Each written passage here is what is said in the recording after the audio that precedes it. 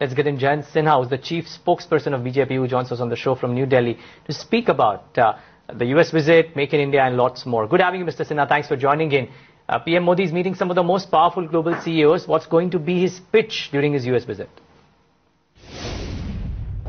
I think he's going to say what he has already told us, which is come to India, make in India.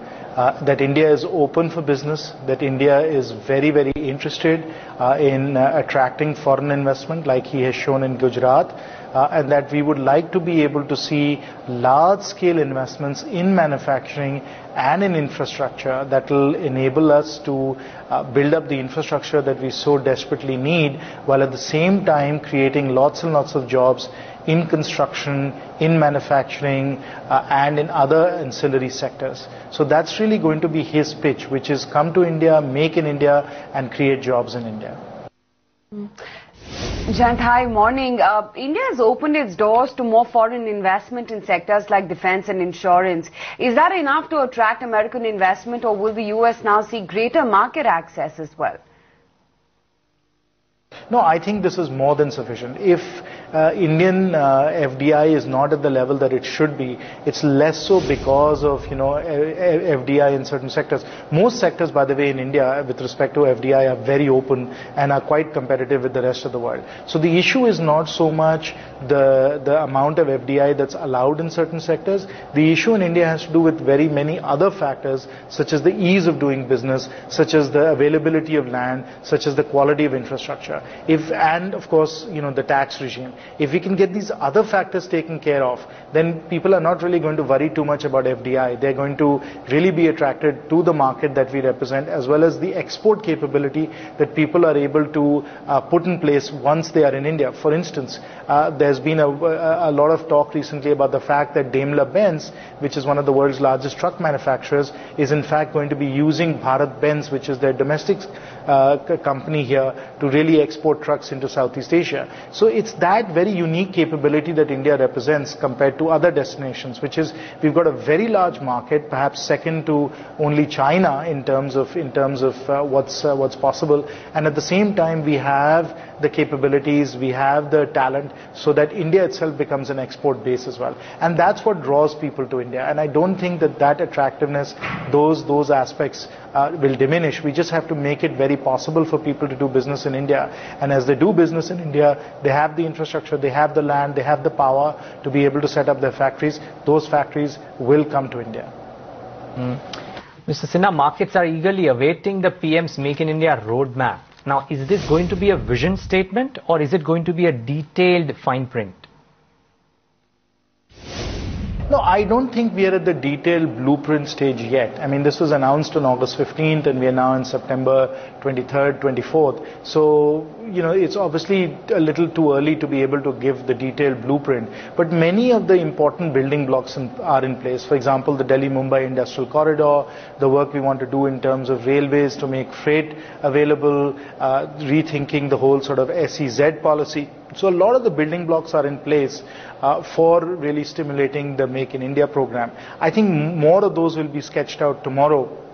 But ultimately, at the end of the day, the devil is going to lie in the details of things like land acquisition, things like, how the tax regime is going to work. It's going to rely on whether power is going to be available or not. It's going to depend a lot on labor law reform and so on. So those are the details that people will be examining in the few months coming up before major commitments are made with respect to foreign direct investment in Make in India. Right. So what can the government do to improve the ease of doing business? Well, the government is already doing quite a bit to make it easy to do business in India. For one thing, we are in fact expanding the manner in which this is measured. Right now, my understanding is that the ease of doing business in India is measured by just looking at Mumbai. It doesn't include many of the other places in India that are also major business and industrial hubs. So I think we'll make sure that the measurements for this are done in a more comprehensive manner, point one. Point two, I think we've been very transparent about how large projects are getting approvals or are facing bottlenecks, and that's all available on the website right now. I think every project greater than 1,000 crores is being tracked in minute detail, and very many bottlenecks and other inhibitors that are being identified are being tackled in a very proactive manner. So that is for the very large projects. Number three, for many other approvals, like for example in the Environment Ministry, what is trying to be done is to set up a portal where all the different permissions and all the different clearances that are required will be transparent, easily understandable, and you can know exactly how you're doing. So step by step what we're trying to do is we're trying to, as the Prime Minister has said, get rid of the red tape and instead put in place the red carpet so that we can welcome investment to India. So this is something that's going to take a lot of hard work. There are a lot of cumbersome regulations, a lot of things that have built up over time in India, and we're just hacking away at it, trying to work at it so that overall it becomes much more easy to do business in India, and it becomes much more convenient to make investments and get to commercial operations and therefore profitability. A bit of a focus, Mr. Sinha, on the US visit as well, coupled with Make in India. I mean, India and US have recently been at loggerheads over multiple trade issues. At the core is the issue of immigration reform. Will the PM take it up strongly with President Obama, you think? Well, I think you have to look at the entire America-India trade relationship in context. Immigration is a very important aspect of the relationship, but it is, I would say, one of many, many different elements. There are very important partnership elements in this relationship associated with climate change, for example, associated with foreign direct investment, associated with pharmaceuticals, associated with civilian use of nuclear energy. So we have to look at all of those different elements of the relationship. Now, what will happen in any negotiation is that there will be some give and there will be some take. Now, where the give and take is going to depend a lot on the domestic agenda of both the two heads of state, for Prime Minister Modi as well as President Obama. And so I'm hopeful that as the full package is put together, there will be some progress on the issues that are of great importance to India, which by the way includes not just immigration, it includes the social security money that's being put in by Indian workers working in the US, and it also includes the WTO. So exactly how the package is going to end up looking like once it's settled is hard to predict, but I'm hopeful that some of the elements that are important to India will get the attention that they deserve.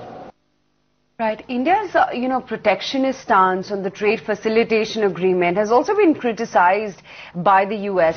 Will India be willing to recalibrate its position, and if not, could it be a deal breaker?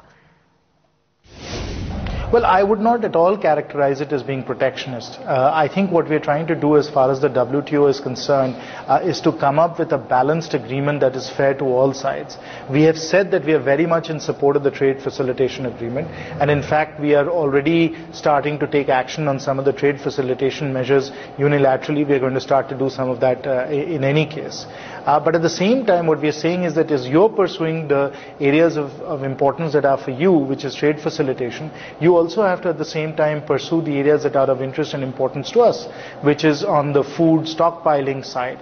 So I think what we need is a balanced agreement that takes into account the interests of all parties and is not just one-sided or focused just on the interests of the developed countries, not on the interests of the developing countries. Now, on the developing country side, I would like to emphasize one important point is that no other developing country has food stockpiles at the scale that India does and would be distortionary if indeed they were released in global markets. So in a way, India is kind of unique in this situation, and so it makes it all the more complicated because in some ways you can isolate India on this issue. All that being said, it is a matter of equity for developing countries and for the developed world, and that's why I think it's very important to bring in place a balanced agreement. So again, I would say that I would reject your characterization of it being protectionist. This is really just a fair agreement between parties on the one hand that want trade facilitation and parties on the other hand that want to make sure that they have food security for their population. That's a fair call, Mr. Sinha, but good having you. Thanks so much for taking the time out and giving us that perspective.